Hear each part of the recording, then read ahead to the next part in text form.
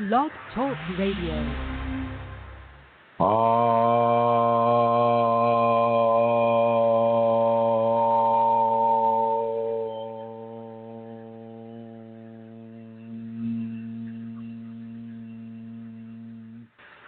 Hello, everyone, and welcome to this conversation about the Kundalini. My name is Chrism, and I'll be the host for the show along with my co-host, Amelia Centaur. I'm going to bring her on right now, and a good late at night to you, Amelia Centaur. Hello.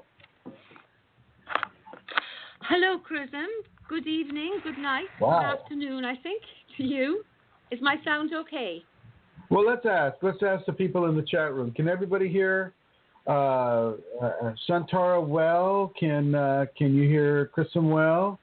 Michelle, Andrew, Katie, David. It's like Andrew's typing.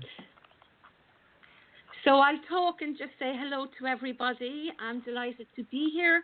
And while people are typing to Chrism, let me give you two websites that you can go to.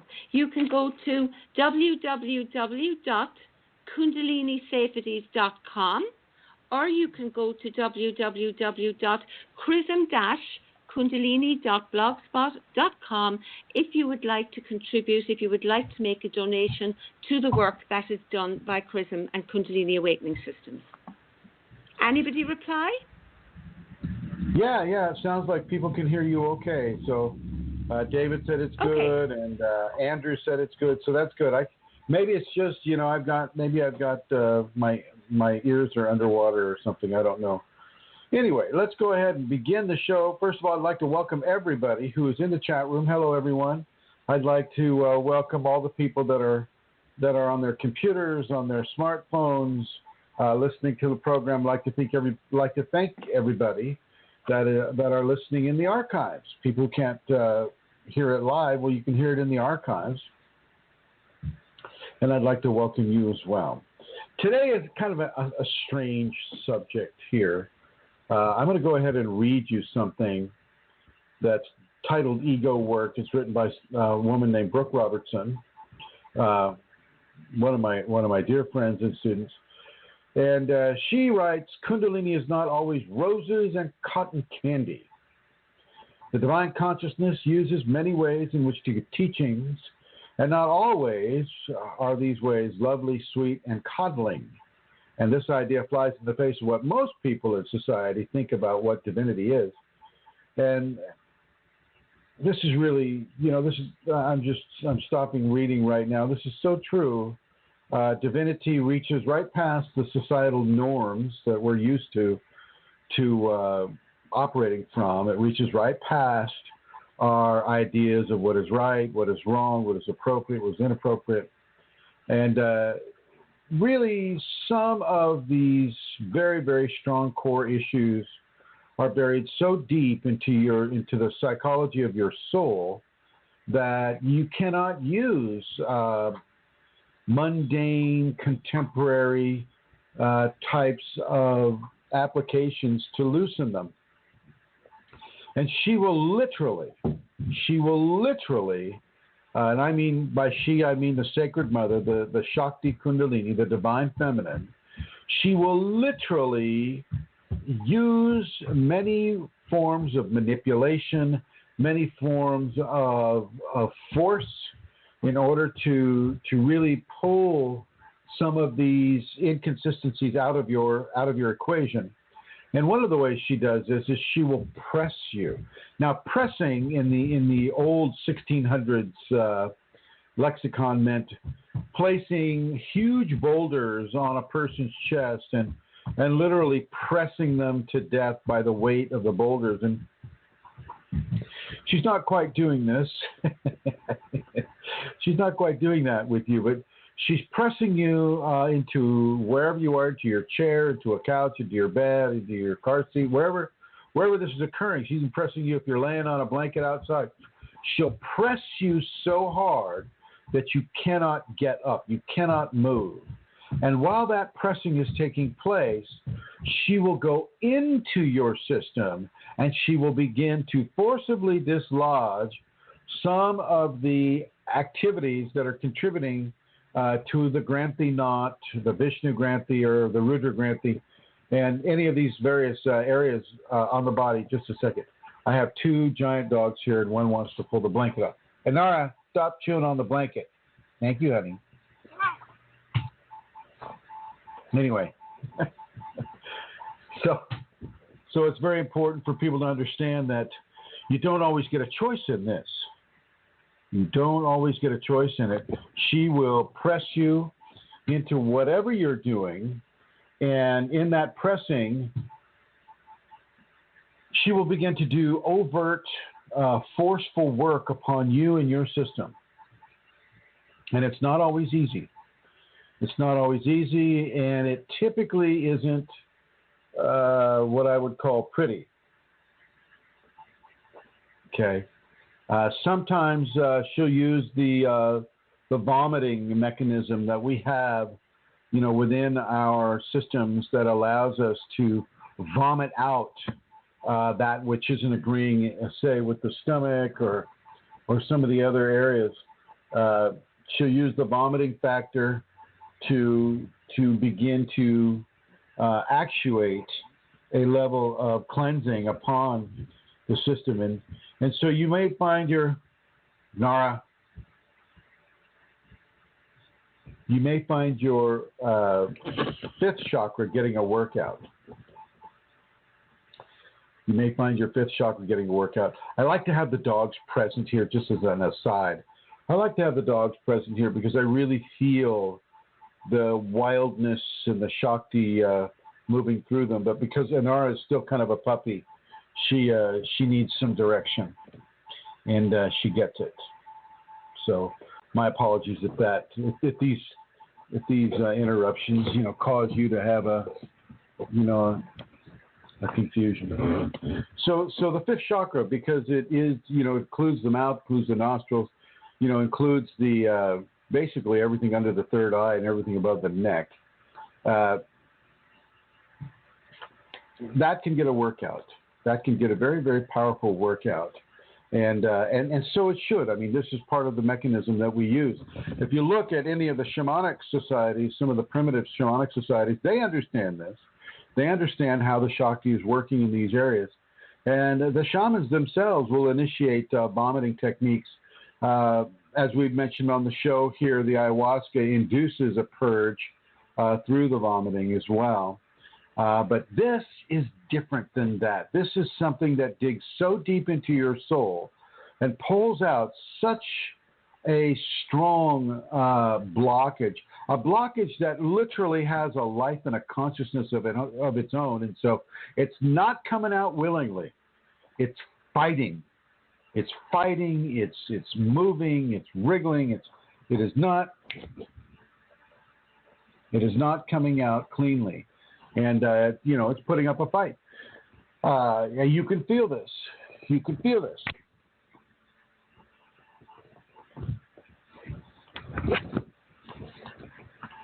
So it's very important for people to understand that the Shakti Kundalini will take over bodily mechanisms by virtue of her will upon you. She knows exactly what she's going to extract from you. And that extraction itself may become a very, very powerful event in your life, an unforgettably powerful event in your life. And it's very important for people to understand that this is a natural thing. This is a natural thing. This is something that she is initiating on you. And even though it is Kundalini, and even though it is outside of the normal manifestations of grace upon your body, that does not take away from the naturalness of it. Shakti Kundalini is a form of divinity, and divinity is what allows us to have these bodies, helps us to choose what bodies we're going to choose in order to eliminate and balance some of the karma that we're here to eliminate and balance. Amelia, can you come on board? Yes, Chrism, I'm on board. I need you to tap dance while I put an R in the bag. Oh, okay. I'm not going to refer at all to this subject. even though I'm listening intensely and I have had experience of it. I suppose I could maybe talk a little bit about the vomiting and it having a consciousness and a life of its own. This is true. I call this Kundalini expulsions. And a Kundalini expulsion for me is a vomiting, an expulsion of an energetic, and what Chrism says about it having a consciousness and a life of its own, that it's struggling not to come out. I can so relate to that. I was through that myself a couple of weeks ago, well, maybe longer, a month or longer ago, and it was really, really difficult, and it is energetic vomiting of something that did not want to leave me. And it actually has form, doesn't it? There's a yes, form. It does. You know, it's just like this bulge that comes out of your throat into your mouth, and your mouth gets hyper widened, and it's very powerful. Did you have that as well, Santara? Yes. It's a tactile moving in the space in the orifice between, that's coming out through your throat and your mouth, and you open your mouth and it moves and it takes over the shape of your mouth. It's amazing, and it is an expulsion. That's why I call it a Kundalini expulsion. It's yeah. And nice tap dancing there, Santara. Very well done. Thank you for that, and thank you for relating your experience as well. I think it's a very powerful experience for a person to have. You stay in the red, Santara. Often we won't be given any option about resisting this. As I mentioned, you get pressed into the couch, the chair, the ground, the bed, wherever you are, except probably not the swimming pool. But you get pressed down so that you can't move, and forced to have this form of blockage really barfed up from you. It's not as fluidic. I mean, none of it's really fluidic at all. Although the exiting of this bundle of energy can induce a form of of fluidic vomiting after it's out. But during the process of eliminating it from the fifth chakra, you're pretty much just completely taken over by the Kundalini. Completely taken over by the Kundalini, and you're literally, because she's pressing you down, and she's extracting a form, a bundle. I'm looking at maybe 12 inches by long by, say, 7 inches wide. That kind of a bundle coming out of your mouth, and really, really, it's an exhausting experience. And this is natural. This is exactly what needs to be done at this time. And this is part of that ego work, that surrender work. And, I know that Brooke Robertson is doing this work with me right now, and it's not easy work. Especially if she doesn't give you a warning when this is going to happen. The Shakti Kunalini doesn't give you a heads up and go, tomorrow at 6:30 a.m., I have you down for a fifth chakra entity extraction or energetic extraction, and put me in on your calendar. She doesn't do that.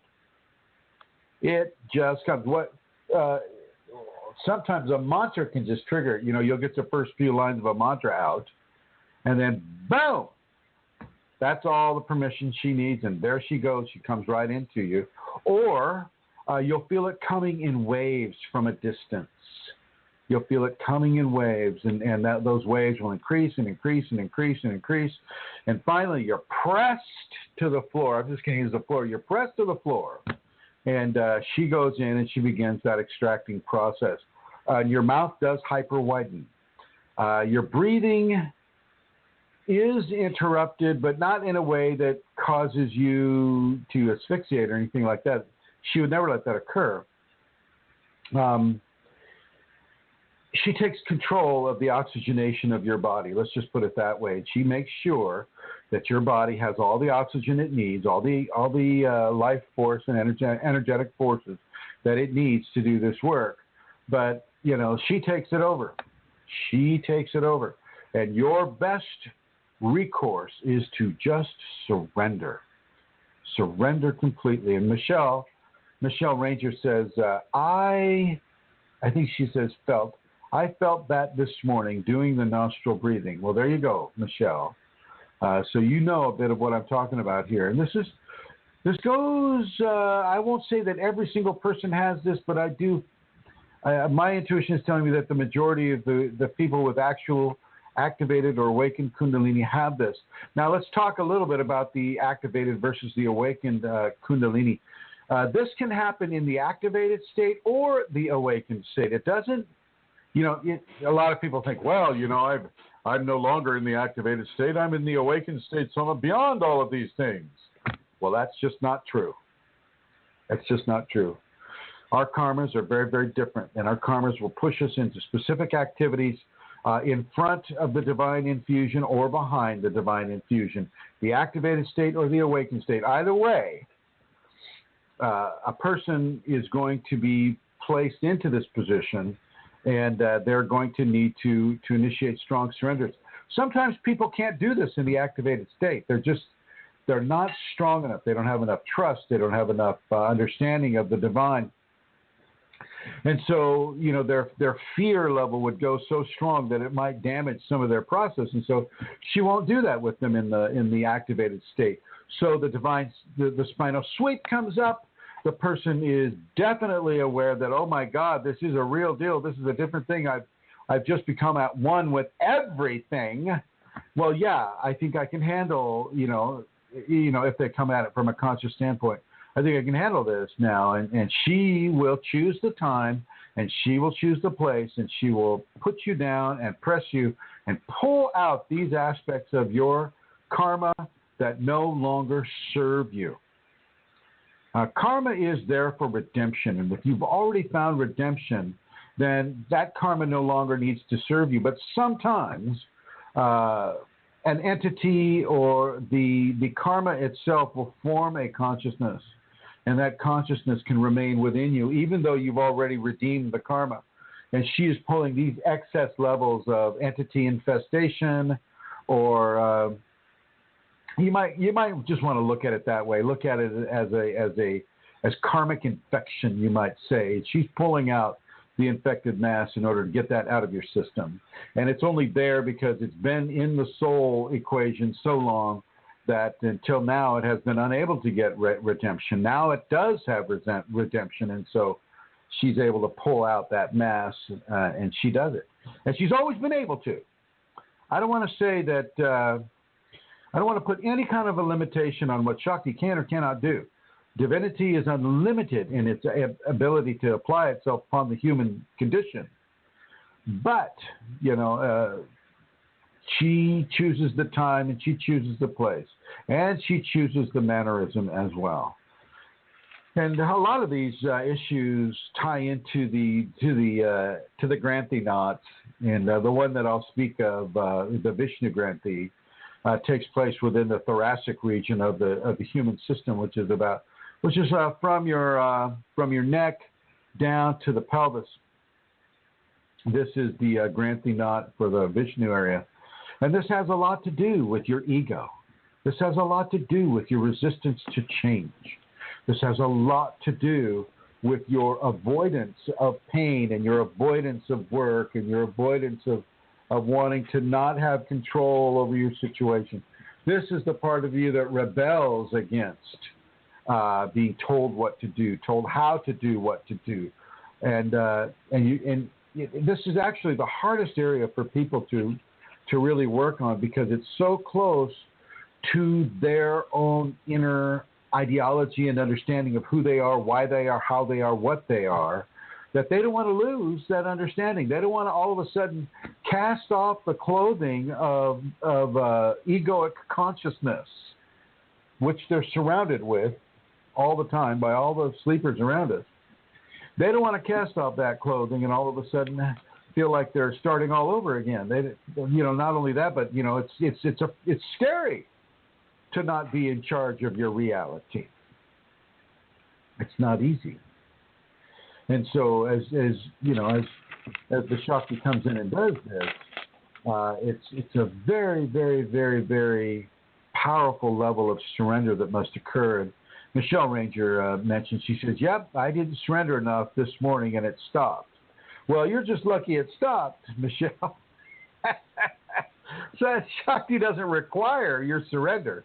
She will enforce your surrender. She'll enforce that surrender. This is what the whole pressing is about. She presses on you to the point where you can't move a muscle. You couldn't deny her even if you wanted to. And many people do want to, because they don't know what is occurring, and so it frightens them, and so they try to resist. But resistance is futile in this case. Definitely futile in this case. And do you have anything to add to this, Centaura? Let me see, Chrism. I suppose from my own experience, before I had my awakening event, let's call it, during the activation, I had the year before that an experience of that where I did not know what was happening at all. But for some reason, I was able to go with it. And I remember when it was over, pulling out of my mouth this big, long string of spit. It sounds gross, and it was. But it also happened after my awakening at the beginning, and it's happened to me maybe 3 times, or 4 times, phases of it. So for me anyway, it wasn't a once-off deal, I've obviously got generations of thought forms and entities and all kinds of things within me, because it has been necessary to happen. For the last one, which was only recently, is the 4th time that I have had this occur. Well, that's a good point. That's a very, very good point, Centaura. It does continuously happen until the levels of cleanliness or purity within the person's equation is accomplished. We can do a lot, though. We can do a lot on our own without having to be pinned to the ground. We can embrace the surrender. We can go out of our way to find levels of surrender. This happens a lot with my private students. The Shakti will, first of all, the Shakti will have them dream about their teacher. They'll dream about Chrism, and the Shakti will kind of guide them to do levels of devotion or adoration towards their teacher. And it's not to build the ego of the teacher at all. It's to build their trust in the physical mechanism as well as the divine mechanism, the in and the out, the that which is above and that which is below, that which is within and that which is without equation. And as they're able to build that equation stronger and stronger and stronger, they can actually initiate stronger and more permanent levels of purging of a karmic nature than would otherwise be accessible if they didn't have a teacher, they weren't being instructed within these areas. And has that happened with you, Centaura? Well, yes, Chrism, it has happened with me. Yeah, it has. Of course, it has happened with me because you have been my teacher. Yes, it has. The levels of, I'm gone blank. You can, the levels of purging, when this has happened to me, even though it's really hard, I've always been grateful for it because I have felt it has been, it's been a blessing. I wonder if I hadn't had this, it's a release. It's something that's removed from me. It's forced, but it's removed. And I'm very thankful for that, Chrism. Well, it's very interesting. I was walking the girls yesterday, and about in the evening. It was in the evening around 7 or 8, which is later for them. The girls meaning the wolf and the German Shepherd, and I know and what you mean. Tika's just more of a person with 4 legs. They both are. Yeah, anyway, I was walking there, and I felt one of my students was really having a hard time. I was really starting to dig out the phone to give him a call to see how things were going, right? And as soon as I started to do that, a song was inserted into my mind. And I'm gonna sing the song to you. And this is straight from the Shakti. Sleep and I shall soothe you, calm you and anoint you, myrrh for your hot forehead. Don't you know everything's all right? Yes, everything's fine. And I want you to sleep well tonight. Let the world turn without you tonight. 'Cause if we try, we'll get by, so forget all about us tonight. Everything's all right, yes, everything's fine. This would not leave my head. I was walking the dogs, and all of a sudden I'm hearing this Jesus Christ Superstar song in my head, which I haven't thought of in years, and I connected the dots. I connected the dots, and I was really trusting the music. Thank you for that, Satara.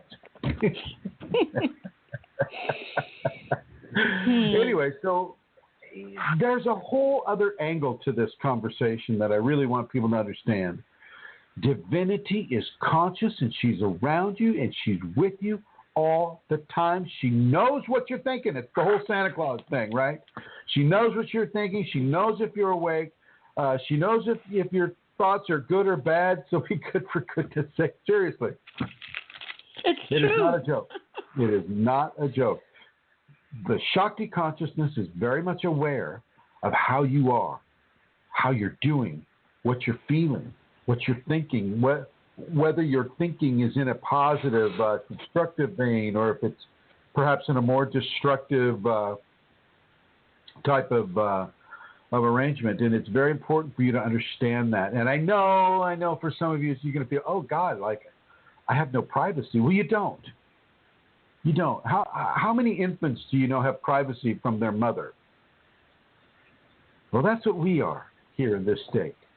We are that infant.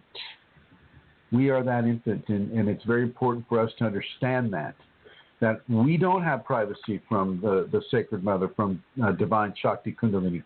We don't have that privacy, and we shouldn't even want it.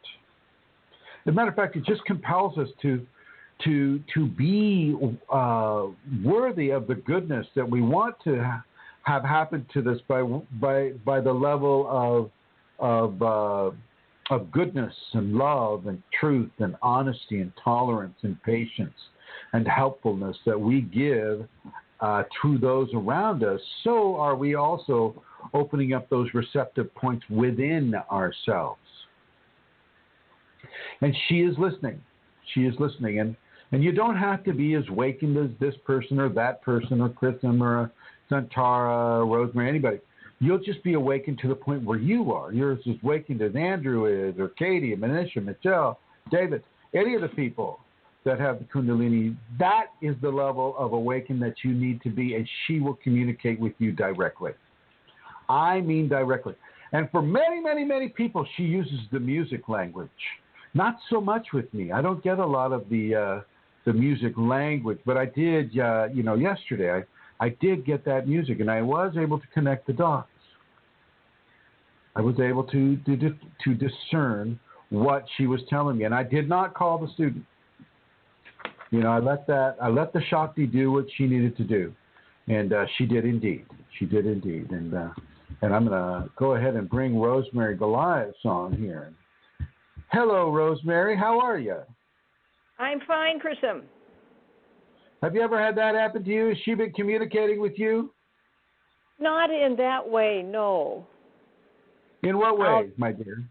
What you were saying of being held physically, like what I'm understanding is something physically happening in you. I had once was emotion. Can you like put your mouth closer to the microphone, please? Okay. How's that? A little better. How's this? That's fine. Go ahead. So what I was understanding that you're talking about is the Kundalini taking over a part of your body in order for something to be accomplished.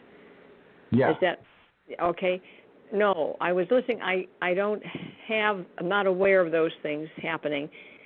When I started to speak, but I remembered this past week was almost like it, because a Kriya to me is like that. When it's energy, that happens in my meditation time when I'm doing the breathing, both of them. And I'm aware of it in the morning, especially because I'm thinking of the day as well, and I feel that as affirmation and approval, providing me guidance. Sometimes there are words, and once this past week in my meditation, again like a Kriya, but I was meditating. I was flat on my back, and my two arms just moved into the middle of my body. Oh, good, good. It startled me, but that was it. But you went with it. Yeah, I experienced something today to the degree of obedience that I have not, on my part, that created something really very strong for me. It's very simple, but I was resisting doing something, and I just took it on, and the results of that were unlike any other time, and I could experience that as her speaking to me of, yes, I wanted you to do that. Oh, very nice, very nice. You connected the dots very well. Yeah. Well done, my dear. Well done. I want to thank you for that. I'm gonna put you in the blue for a second here, and I'm gonna, what Rosemary says is quite true. I mean, just like I got the song, Rosemary got that sensation, and she was able to make the discernment. I'm gonna really push everybody here to really surrender as much as Rosemary and Santara does and Brooke Robertson does. Really do the surrender work and open to the communications that are coming, because a lot of this stuff can be really, really, really difficult.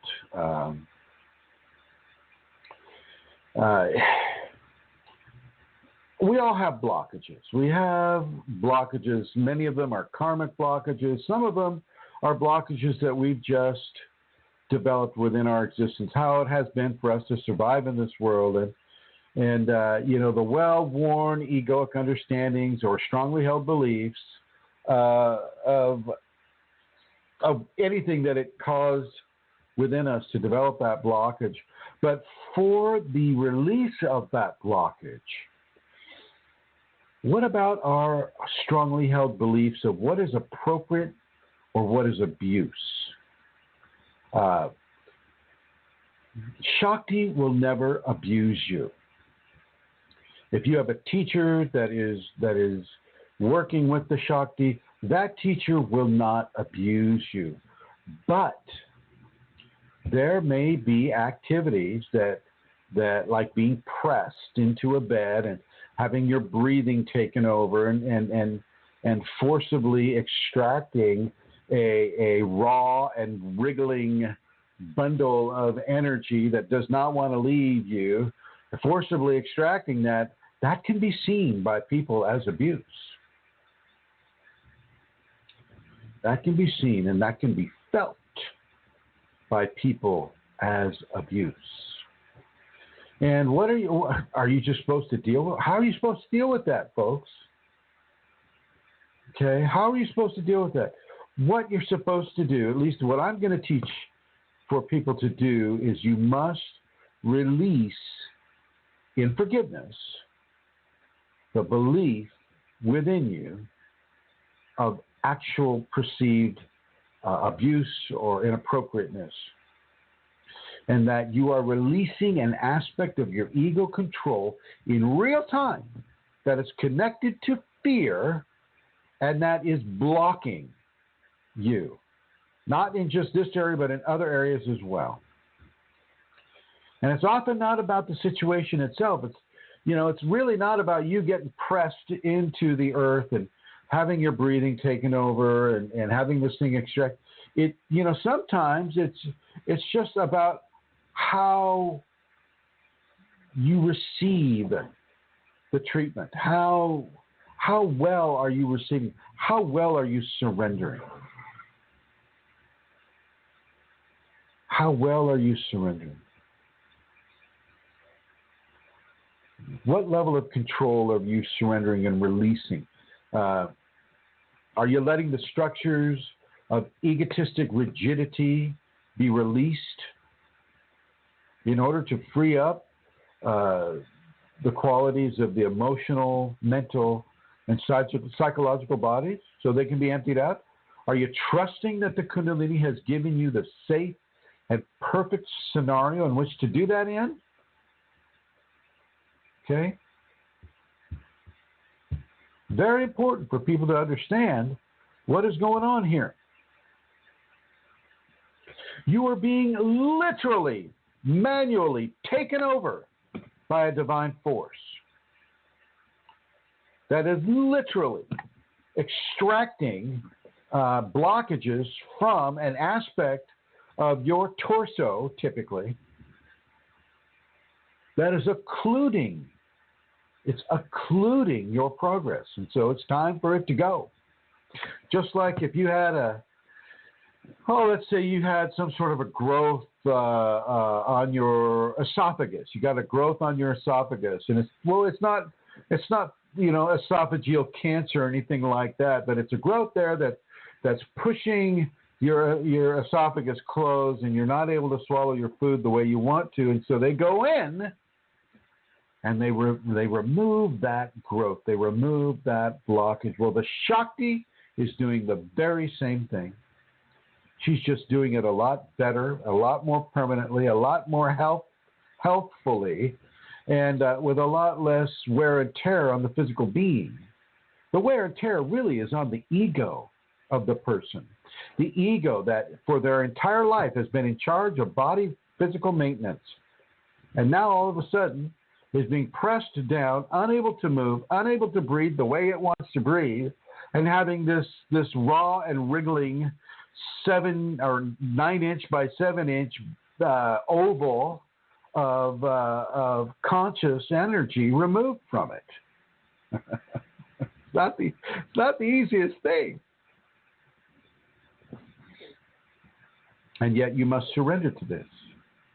You must surrender to this. As Amelia mentioned, she's had this happen 4 times. It will happen over and over and over again, and it won't be the same way each time. It'll be different each time, but it'll have some mannerisms that are similar.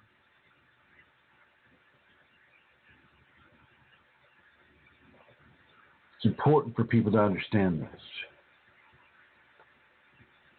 If you have any questions or if you want to call in, I encourage you to call in. Those of you who are listening on your smartphones, your iPads, your Google Pads, your laptops, you can call in at 347-934-0026, area code 347-934-0026. If you're here in the chat room, I want you to feel free to ask a question there. Or if you're in the chat room, go ahead and give us a call on that number I just gave you. And in the meantime, I'm going to bring Her Holiness, Miss Santara in the Emerald Isle of Ireland, back on and see if there are any questions that we can work on. I do. I have a few questions, but actually, Chrism, if we could just talk a little bit longer about what you're saying in relation, say, to a teacher. Is my voice coming across okay? Yeah. Oh, it's really weak for me, but I hope it's reaching at least the chat room. Okay, but you can hear it. Okay, I think it probably is. Okay, so for me, I'm surrendering to my Kundalini. I'm surrendering to my Kundalini, and my teacher is the physical Kundalini for me. So what does the Kundalini do in a way is, I find my teacher, she sends my teacher to trigger my ego, and he's very good at it. And I mean, part of the thing is, right, how do I respond to that? Badly sometimes, not so, and well and other times. But the question is, am I building up ego by responding badly? Structures that involve like ego. Absolutely. Yeah. Absolutely. That's what I'm doing. I'm rebuilding it when I see what's being done as abusive and I respond from there. Whereas when I can see what's being done as the Kundalini providing this opportunity for me, well then those loosened ego things, that's the structures that are already loose, well they can be really shaken and removed when I respond and when I understand the dynamic. And I respond in both ways, Sometimes I respond and I know what's happening. And other times, what do? I build that ego back up again because I allow it to control my response. And I just think, what Brooke wrote, which you really haven't finished reading, was excellent. I mean, it was really well, Do you want to finish reading it, Chrism?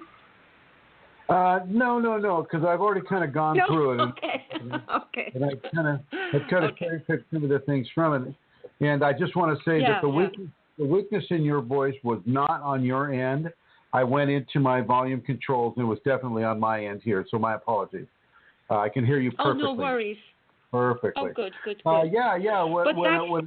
When a student is, how shall we say, defensive or offensive or deflective or just, generally not wanting to follow the instruction of their teacher, they're definitely coming from the ego, and they're definitely doing their level best to try to build a wall of a lack of surrender between themselves and the teacher, and that's the ego of themselves that is doing that. And if they have any entity attachments to that ego, well, of course, those entities are going to be very supportive of that type of response as well. And so, I mean, that's not uncommon. I mean, just look at your kids. Your kids are great teachers in this way. They'll hate mommy one minute and they'll love mommy the next. So, I mean, we can kind of really look at it in that venue. I mean, it is that way. Here's the deal: we live in a 5-sense world. We're surrounded by people that are sleeping spiritually. They're striving to overcome bondage. They're striving, whether they know it or not, they're striving to overcome karma. They're striving to move through their lives in such a way that allows them to make levels of spiritual advancement. It's the whole name of the game here, folks, is spiritual advancement. And as they do that, those people that are entering into higher frequencies of spiritual involvement, you're surrounded by people that are not doing the work that you're doing. Matter of fact, in many ways, they're doing the exact opposite of the work that you're doing. You're trying to find controls over your ego, and they're not. And so you're constantly being invalidated by the activities of those around you. When you reflect upon what you're doing, you see what's going on out there. There's a definite schism, and you want to really begin to look at that and realize, what is going on with that, because even though it's it's obvious to you that, oh, okay, they're in this phase and I'm in this other phase. Well, then, you can make those allowances, but you've got to really tackle your own ego very, very, very difficult in a very, very pronounced way, and that can be difficult. It comes back to this idea and this understanding of what is appropriate and what is abuse. In the Kundalini world, it can be very, very, very powerfully what a person would consider to be abusive. I mean, think about it. They used that in the 15th and 16th centuries, United States, East Coast, at the Salem witch trials, okay, on the East Coast. They were pressing a man named Giles because he would not admit to being a witch or practicing witchcraft in whatever way that they thought was the way they were doing it. And so they would lay these heavy, heavy, heavy stones on him. And, if he confessed, he was guilty, but if he got crushed and died, then he was innocent. Catch-22 there. When the Shakti does that to you, first of all, she won't kill you, but it can feel very, very, very oppressive. When the Shakti tells your teacher to give you a very, very, very difficult task, a task that is not supported by outside societal influences, it can be very, very, very difficult for a person to overcome the barrier of what is appropriate use of power and what is inappropriate use of power. And you have to really develop these levels of trust in the Kundalini that she will not allow you. She will not allow you to be pummeled inappropriately by any force. And certainly not a teacher that she's given you to, and certainly not herself. She's not out there to hurt you, unless that pain is what you require in order to bring a level of surrender into your equation. And that is often the case, ladies and gentlemen. We refuse to be controlled. Our ego refuses to be controlled. And so the more you refuse, the stronger the mechanism the Kundalini will use in order to bring yourself into submission, bring yourself into surrender. She will use it, ladies and gentlemen. And she has so many tools at her command. As many cells that are in your body, generally speaking, around 18 to 19 trillion cells in your body. She's got that many ways and more in order to exact a level of surrendering response from you within your equation.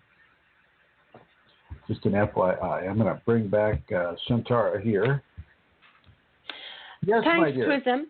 Yes. Can you just ask or tell me a little about blockages from past lives? Maybe deaths that have occurred to people by their own actions, and do these blockages arise in our next? I know for a fact that I was eaten by sharks in a past life. Okay. And so whenever I go into the ocean now, geez Louise, I'm always scanning that liquid horizon, looking for the fin that fortunately never shows up. But I do have that awareness, and I know I have that karma. Other people have drowned. They've drowned in the ocean, and that is what stuck with them. And so, severe fear of water. They don't want to go near a river. They don't want to go near a lake. They don't want to go into a pool. Certainly not the ocean. So boating activities are pretty much out of the possibility for them. And that level of being drowned is another energetic blockage that goes around the demise from one life into the inter-energetic lifetimes. So sharks, drowning, being shot down in an aircraft in a war, being hung, being shot or knifed or raped, or the list goes on and on and on. all of these types of scenarios can form an energetic blockage, and you know, the soft and gentle departures from the physical body don't typically form the blockage, and so you won't get so much the loving, you know, grandma died in the arms of grandpa, and grandpa died in the arms of, you know, so on and so forth. Very nice and very smooth, dying in their sleep. These do not necessarily develop the level of blockage that a violent or a difficult departure from the physical expression can develop. And so yeah, you'll get these karmic blockages that come through, and by karma we mean that which has come from another life that has significance to the individual that has to be redeemed eventually. It may not be redeemed in this life, but I'll tell you what, if you have Kundalini, it's probably going to be redeemed in this life. Over. And Chrism, one. I got something here. Somebody's been Andrew Lucariello. I think I'm saying that right. I hope Lucariello. I've been dealing with an odd head stomach feeling for a week now. It started with a day of dizziness and slight nausea. It was too much to work or do anything besides lay around. Then it subsided, but comes back periodically. This seems to coincide with an increase in the Earth's vibration human resonance, which supposedly happened last week.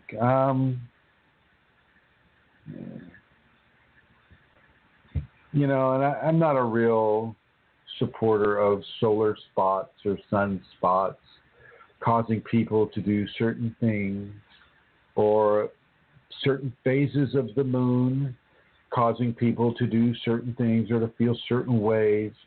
Whether or not people are feeling gravitational shifts because of impending earthquakes or magnetic shifts within the polar regions causing people to feel a certain way. Andrew, you just may want to talk to your Kundalini about that. Okay, see if one of the things that I have a problem with about that is that you're applying logic. You're applying a logic to a situation that is not logical. You're applying a level of cause and effect to a Kundalini continuum that does not necessarily honor the ideas and the egotistic assumptions behind cause and effect. Sometimes it does. Sometimes it doesn't. And so you go ahead and see if you think that your inability to motivate yourself is because of the human residence. I'm going to say not. But, you know your situation. And let's, why don't you ask her right now and see if she supports your human residence theory, and give us a right. Manisha says, I was shot, executed, thrown under a bus, thrown out of an airplane, stomped by wild horses. Oh, I'm sorry, Manisha. I've been adding a few here. Prison.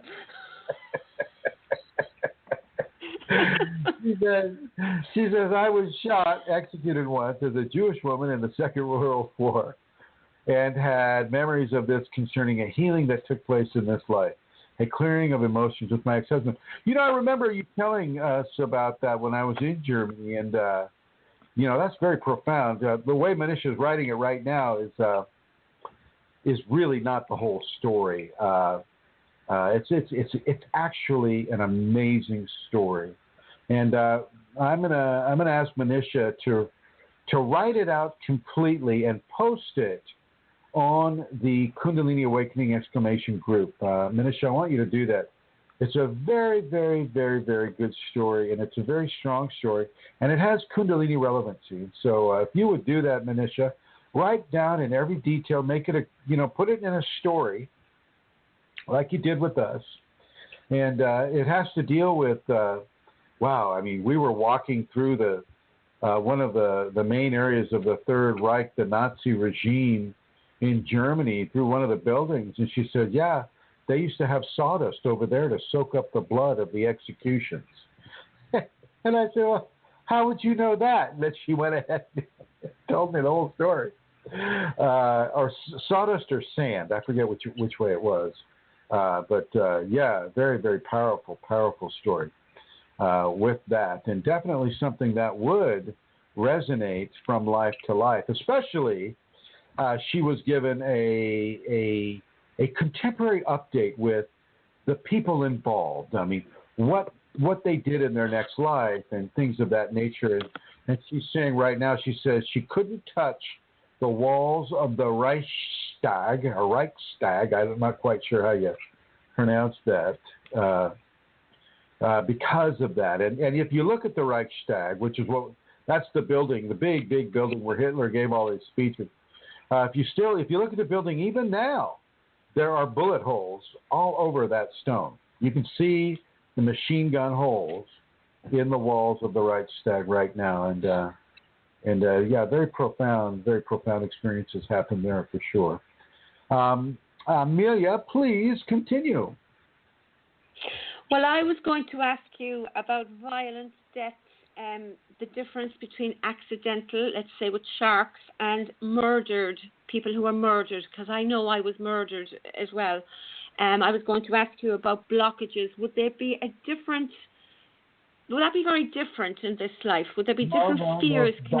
That would be similar. I mean, first of all, you're on a Kundalini track. Okay, you're on a Kundalini track, and that last previous life, you were shot, you were murdered, eaten by sharks, whatever.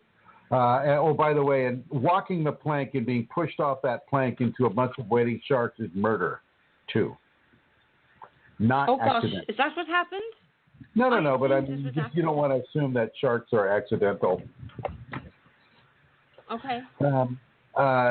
So you were allowed to have that violent death, and the very next life, now you're starting to have Kundalini? That's not accidental. Sometimes, I understand what you mean, yeah. Sometimes the purging of karma right before you have a divine infusion, the purging of that karma can be exceptionally painful, exceptionally traumatic. And you after that, as you were murdered or whatever, you go into the astral and you review your karma. You look at how much karma you burned by even having that violent death take place within you. You look at the level of karmic, negative karmic packaging that is still continuing within the soul, and you look at that and you realize you're going to have to incarnate with that, and you begin to sculpt your whole entire next existence with the understanding that not only are you going to have that negative karmic package there and other negative karmic packages from previous lifetimes, but you've reached a level of frequency where you can now begin to have the exaltation of Kundalini awakening within the lifetime. And this is very, very, very special lifetime for you to have. To be able to have the grace of God, the divine made flesh, the word made flesh. This is a huge deal, but you still got those packages that have to come out, and those packages will come out. Over. Do you have any questions? You're breathing heavy. Sorry, Chrism. Yeah. Okay. Okay. No. Okay. So I have sorry.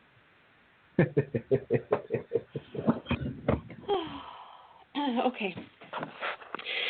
So I have a question here from a lovely, beautiful Kundalini lady, and it is a question for Chrism, please, if you could ask on my behalf. I had a dream last night in which I saw a tiger or a big cat who was following me. I was so scared that I started throwing stones and bricks towards him so he can fall from the room and not reach me. The tiger or the big cat represents the Kundalini, so I am very upset. Why am I throwing stones and bricks towards him? Please, I know the radio show is on. Yeah, that's it. Okay.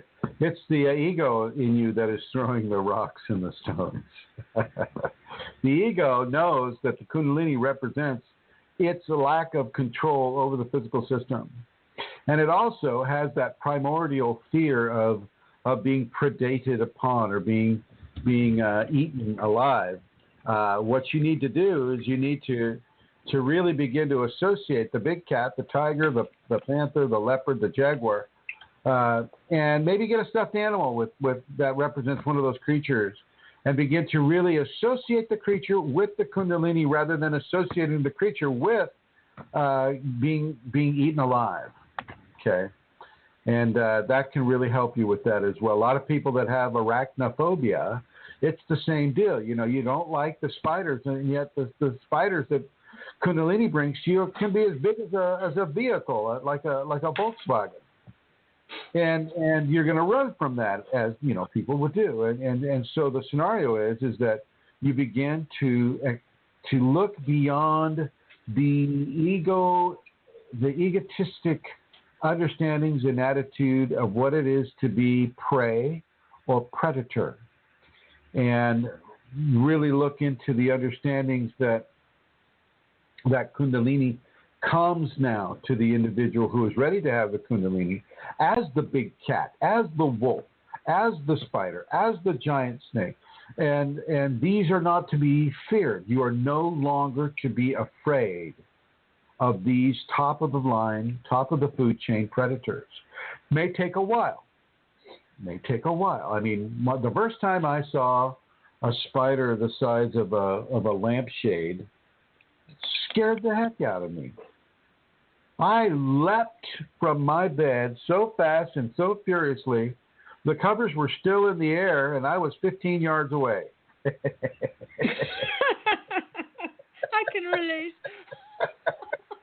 I could not believe the size of that spider that came across my visual field. I was reading a book, and I had the lights were on full, and I was not asleep. And that spider came across, a little bit bigger than a dinner plate, really, and it just gently rode a spider web right in front of me, and just scared. I mean, I was jerking those sheets. I was looking for that damn thing. I never did find it because it wasn't that kind of a spider. It was a Shakti spider. But you got to get over these fears. You've got to get over these fears. It is not something that you want to allow to continue to block the divine infusion within you. And she'll be easy with you, but get that stuffed animal of a jaguar, panther, tiger, spider, lion, snake, whatever it may be, and begin to love it, begin to accept it, begin to understand it. Over. Chrism, I just want to say that's so true, what you've said there. Because then, even though this lady knows in her dream, she knows Kundalini and the cat, but her ego had, the greater control in there.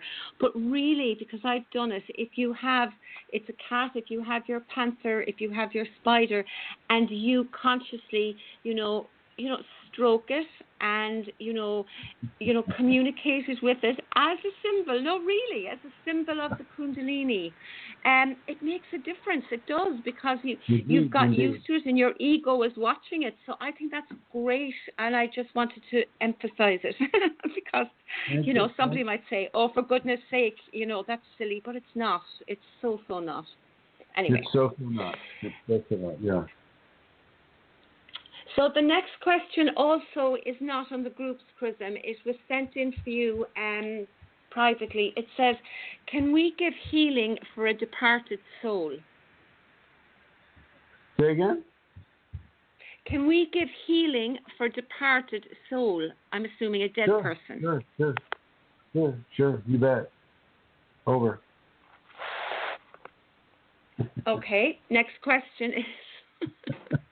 Next question is, do presidents, prime ministers have awakened Kundalini as they have the future of this planet? No. And case in point, Donald Trump. I mean, he has the Kundalini stored up at the base of his spine like everybody does. but it's not necessarily calling the shots. Now, from a larger standpoint, especially with a person like Donald Trump, who's so easy to be manipulated, he is being manipulated in certain ways to do certain things. And a lot of what I see happening here in the United States and in other countries as well, from a very large program, a level of experimentation is being given into the populations, and certainly here with Donald Trump, we're being given the problem reaction solution equation, and so a big problem is presented to the masses, and we Donald Trump with his racism and attacks on femininity and the basic rights and privileges of men, women, people coming into the country, all of these folks. This creates a problem, and the powers that be are looking at the reaction. What are the people going to do? How are they being aggravated? And what level of aggravation is going to build, say, towards a combined effort of resistance, or however that may manifest itself? And then what we're going to do, being the controlling factor, we're going to jump in there and offer a solution that, say, takes away more civil liberties, or that takes away certain areas of regulation, or takes away the authority that would have happened, say, 5 years ago. We would have had that authority, and 10 years from now, we won't. And so it's another way, I feel, of eating away at democratic freedom, and the freedom of expression, and the freedom of mobility, the freedom to go where you want to go, do what you want to do, say what you want to say. And Donald Trump is that problem. He's the primary, the initial act. How should we say? And it wouldn't have just been Trump. It could be anybody that is stirring up the thing. I don't have a beef with Trump as a human being, just as the role that he's being kind of placed into right now, I think is very interesting. From a Kundalini standpoint, he's a human being, and he deserves all the respect and all of the rights and the privileges that go with being a human being, even if you're a human being making mistakes. And that's also dependent upon societal interpretation of what a mistake is. But in the case of the United States right now, we'll say the person who is the president right now is being perceived as a problem, and so the problem is there, and now the public is reacting, and then we're going to see what kind of solution is being offered later on down the line. And as far as prime ministers goes, that's across the board. Now you look at Putin across the Pacific here. And Putin, that's not a democracy. That's a totalitarian regime, and he just took out one of his primary competitors for the presidency of Russia by falsely accusing the man, and then because of the Constitution there in Russia, if you've been convicted of a crime, you can no longer run for president for 10 years, and so he's basically taken out his competition that way. Is that wrong? Well, hey, that's the society over there. People have chosen to incarnate in Russia. Putin, he's holding on to power just as strongly as he can. And then you go into any of these other countries here in Europe or Australia or Africa, it's a very, very strong level of predatory mentality when it comes to politics and the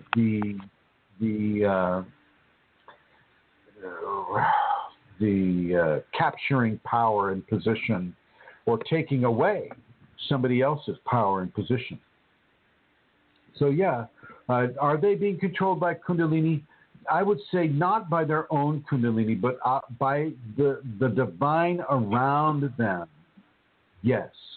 Divinity that is omnipresent upon this world is looking and listening and manipulating specific levels of events that allow the populations to grow or to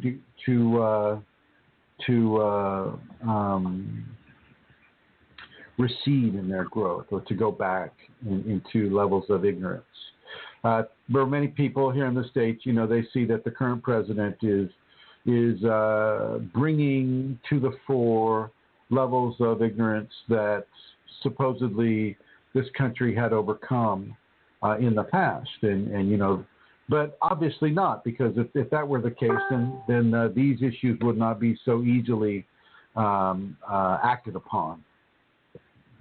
Anyway, prime ministers, presidents, chairmen of the board, teachers, professors, billionaires, trillionaires, none of them necessarily have the Kundalini going for them. They just have the ability to attract power, position, money, or areas of confidence and perhaps information. Over. Thank you, Chrism. Next question. What does the appearance of departed parents or relatives in dream state indicate? That they're with you, that they're seeing you, that they're conscious of you, that they want you to be conscious of them, that they don't want you to grieve for them, that they don't want you to fear for them. They want you to know that you're closely held within their love.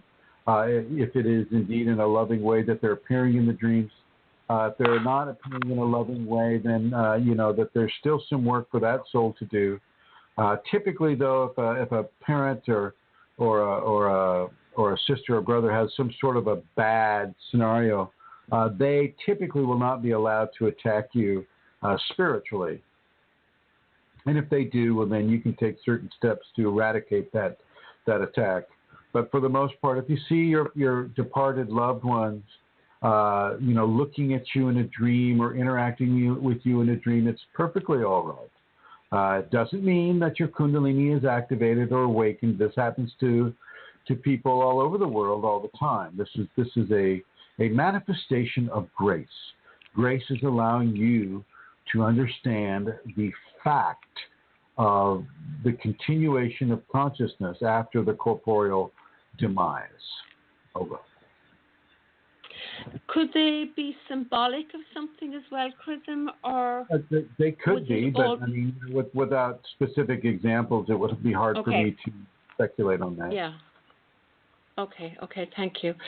The next question, again, this is the last one that was sent privately. It says, what do you suggest if I'm constantly in fight or flight? I'm trying my best to practice the safeties, but I don't know how to re-educate and tame my ego when I'm in flight mode. All right. Take out all caffeine. Take out all high fructose corn syrups. Take out all hot spices. Give yourself plenty of hydration. Give yourself plenty of electrolytes. Eat as blandly as you can. You might add some meat into that diet. Bland, don't spice up the meat. Don't salt it down.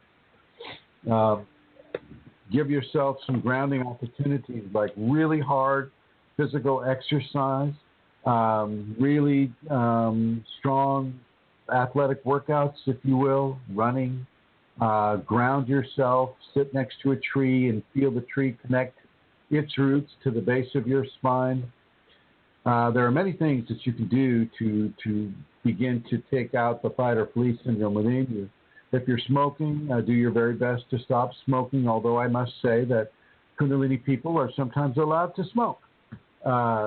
Don't use any kind of drugs that are artificially hyping you up or be, the promise, like if you have the thyroid drugs, this will put you to sleep, or this will amp you up, and don't do any of those things. Stay as far from pharmaceuticals as you can, unless, of course, your MD has prescribed them for you. I have to say that. I know. Yeah. And what if the person, is on a good diet, isn't doing the caffeine or any of those things, but the fight or flight is still, in them? So you're saying grounding and all those kind of things to do, Chrism, is it? So How you're can saying they apply to safeties? What if none of the scenarios exist that I just said? Yeah, basically. Yeah, well, because they are on a good diet and they're on a good diet. Second round. And and what if they're running from a meteor that is coming to impact near them? Meditate. Do everything that you can do to change your thinking away from having difficulties with the fight or the flight. Typically, the fight or the flight is an excitation of the adrenal glands. And if you take out a lot of the things that I told you to take out, you're going to take out a lot of the adrenal stimulation. The Kundalini is going to stimulate the adrenal glands anyway, and you just need to have that level of information. If you know that the adrenal glands are being stimulated by the Kundalini, you don't need to become the effect of the stimulation because you have the knowledge of what is occurring. It is no longer a mystery. It is no longer something to be afraid of. Okay. So you can live with the sensations, knowing that that's what's going on. Is what you're saying, right, yeah? Right. Okay. Right. Okay. Thanks, Chrism. Did From you have the group, you wanted to add to them? No, Chrism. Thank you. Okay. No. This is from the group. I have a unique question about chakras. It may sound a little silly, but there's a real reason to ask it. Would the energy behind sneezing be affecting an upper chakra center? Yeah, it could. Sure, absolutely. You can get little mini orgasms, like head orgasms with them. The sneeze can also, not only is it a purging of the lungs, but it can also be a purging of blockages within the sixth and the seventh. Just don't hold it back. Don't try to stifle it. Let the sneeze be what it needs to be.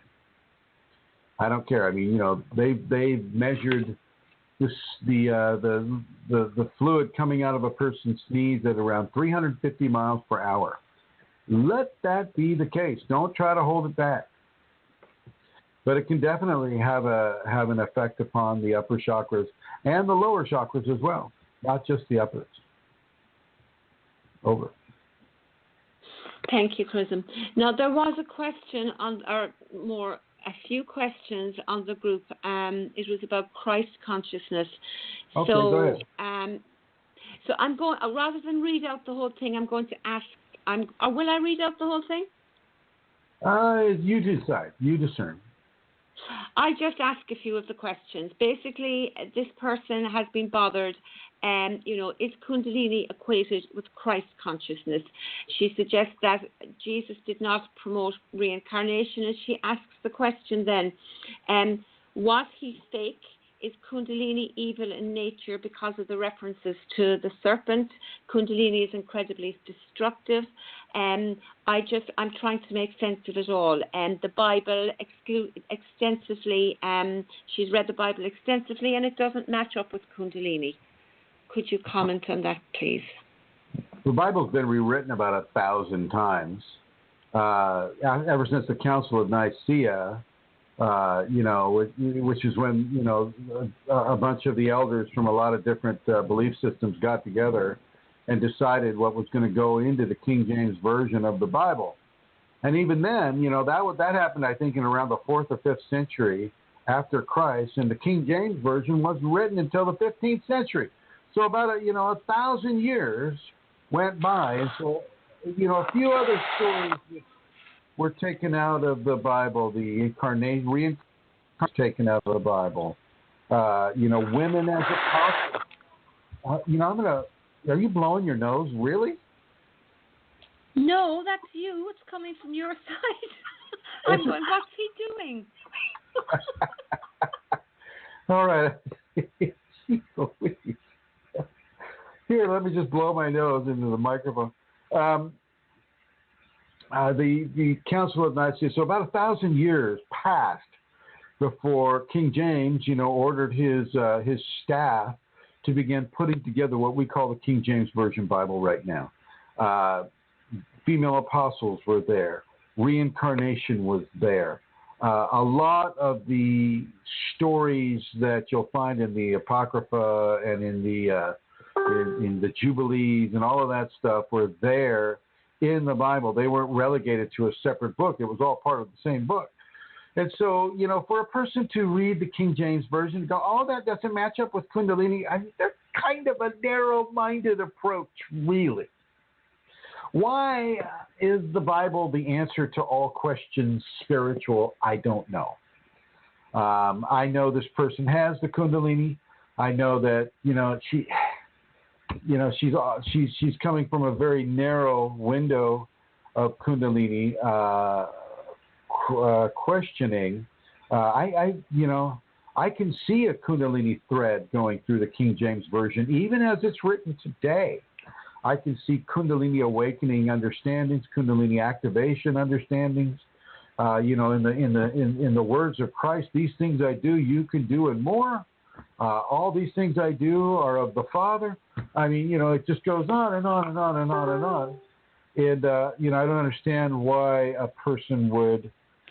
It's almost like she's purposefully confusing herself with regards to the legitimacy of Kundalini and the Bible. She's like competing Kundalini against this conglomeration of desert society, historical wisdoms around a specific individual, and I'm just not buying it. And so, I'm not going to try to change this person's mind. What I would suggest they do is begin to broaden their mind, broaden their understanding, maybe read another book that isn't the Bible, and broaden their understandings with regard to what Kundalini is and is not. That's about it. It seems like such a step backward for this individual to go this route. And I know that they've been visiting, shall we say, practitioners of various supernatural arts. And, maybe these levels of questions are coming from the entities attached to those people. Over. Well, I suppose too, Chrism, like I would have been brought up a Catholic. Am I on? Did you change me back to red? You're looking kind of red from here. Oh, okay.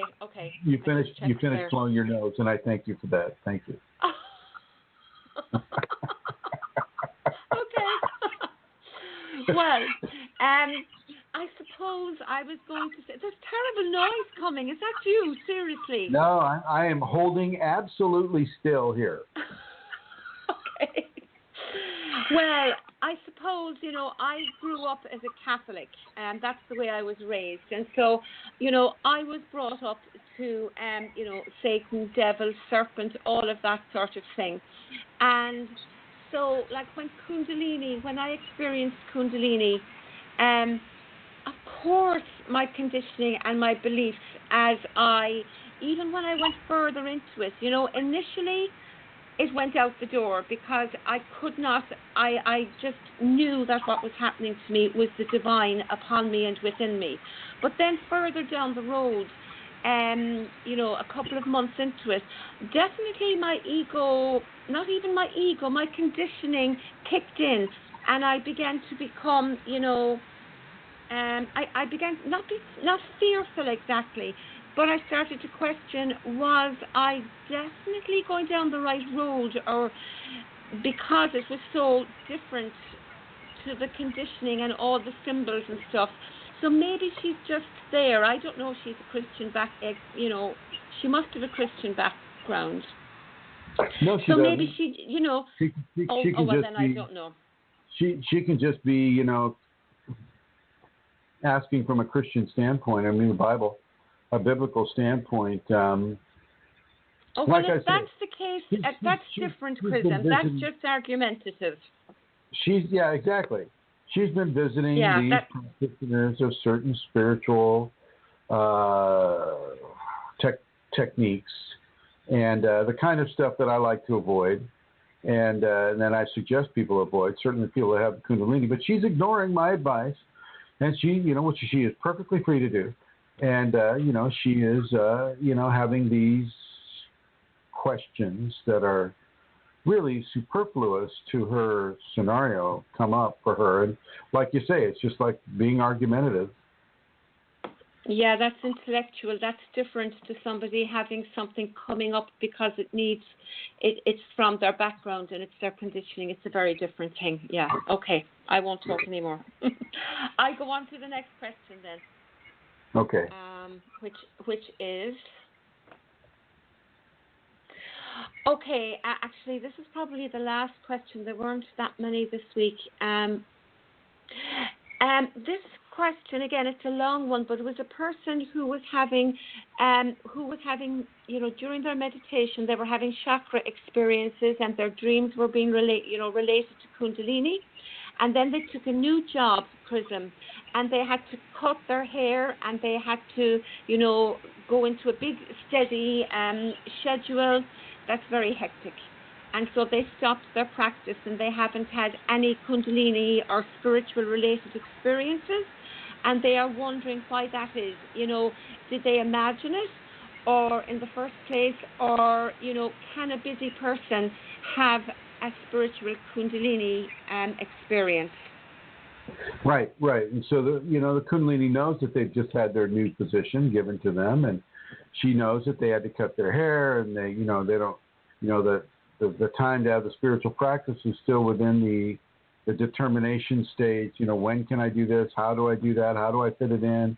New timelines, new schedules, new expectations, new ways to fill the mental mind. And so the Kundalini knows this, and for the benefit of that individual, she will actually pull back the phenomena, pull back the levels. And yet this person's dropping right into a distrust of, was it even there in the first place? Was I just imagining everything? Was this all of the mind? And instead of just going, okay, thank you, my Shakti, for giving me an opportunity to become, at ease with this new employment position, to become acclimated to it, rather than, struggle. And what I'm going to suggest that person does is just find the time to reinitiate the spiritual practice. Don't worry about the hair, okay? Don't worry about the hair, and just do the job as well as you can. Practice the selfless service as much as you can. Practice the excellence in work, the attitude of tolerance, the forgiveness, the strength of truth, and the strength of positive motivation, and allow the Kundalini to manifest the way she feels is necessary for your system, rather than expecting it to be the same way that it always has been. Over.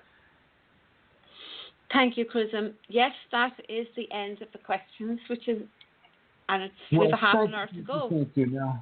Now, for the small amount of time that you and I will sit here and tap dance, I'm going to leave it up to anybody else here on the chat room, Andrew, the various guests, Katie, Manisha, Michelle, or David. If you have any questions on these topics or any other topic pertaining to your Kundalini, if the folks that are listening on their telephone, if they have questions that they want to ask, I want to give them the opportunity to do that. And while you're thinking about what that might be, I would like to go ahead and list some of the areas where this information can be accessed for free, and such as this radio program. I'd like to thank you, Amelia Santara, for providing this radio show for the service and blessings of those people that have the Kundalini, that may have questions about their Kundalini, or fear, or in some way a manifestation of grace that is bringing levels of confusion and detriment to their understandings of life. And I want to thank you for allowing this information to come through. So Many thanks to you, Amelia Centauro. You're all very welcome. And then I'd also like to let people know that we have a presence on the YouTube channel. The channel would be chrism.kundalini, that's CHRISM.KUNDALINI, and there are a little over 320 videos there that are free of charge that answer various questions about the Kundalini awakening experience. Another channel for information would be on the Facebook network, and on the Facebook network we have various groups. Kundalini Awakening ! Kundalini Awakening Systems 2, Kundalini Awakening Systems 3, Kundalini People, Kundalini Radiance Community, Kundalini Healing Public, Kundalini Healing Private. We also have a private group, Kundalini Awakening Systems 1, that you have to friend me to get on. So, and on that group, nobody sees you, nobody knows you're there, you can do it, and if you're in a position or employment position where you probably don't want them to know you have Kundalini, well, then you can exchange information on that super private group there. We're also on the Yahoo group, or the Yahoo network, and that would be Kundalini Awakening Systems 1 at Yahoo Groups, and Kundalini Healing at Yahoo Groups, and as well as on Google Plus at Kundalini Awakening !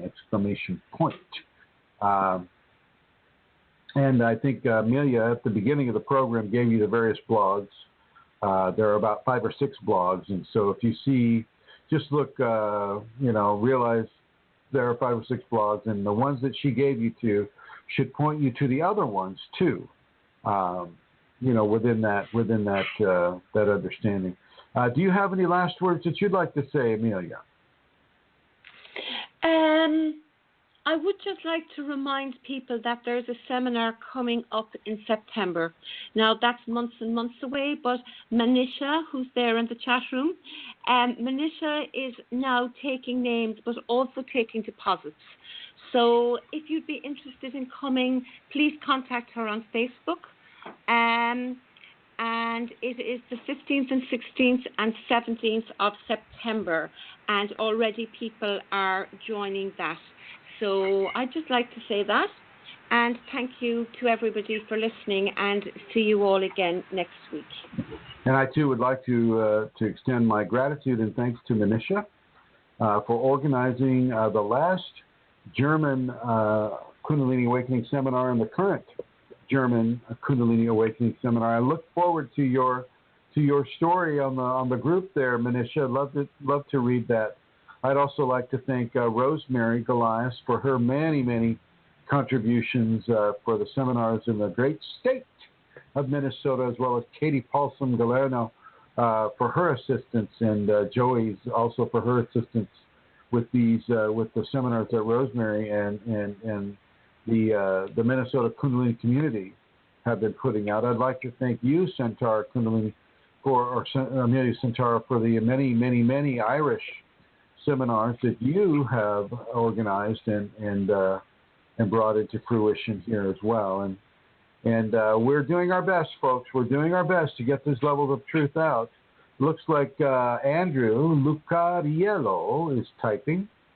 And so we'll wait a little while, Andrew. You better get that out there quick.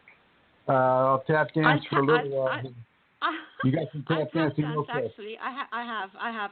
It just occurred to me there as you were saying that perhaps somebody listening in some part of the world, like even in America, some part of the USA, that would be interested in hosting a seminar, that would like Chrism to come to their area, they can get in contact with say, Rosemary or myself or Manisha, and we can help them around what to do to organize that. Because Chrism, you would be willing to go, organize the seminar, and he will come. And it would be an opportunity to provide the service in the area that you live in. So if that's something that you might feel called to do, you could let us know. Very good, very good. Thank you, Amelia. Yes, indeed. Okay, everybody, I just want to say thank you for listening to this production of our radio program. And I want to thank you for listening, and I will go ahead and end it as I began it. And once again, thank you, everyone, for listening.